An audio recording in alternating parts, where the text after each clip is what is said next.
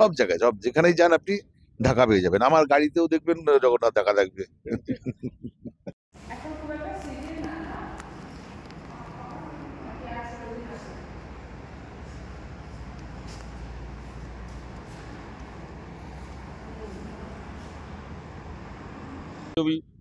সবাই যারা জানেন তারা সবাই জগন্নাথকে ঢেকে দেবেন।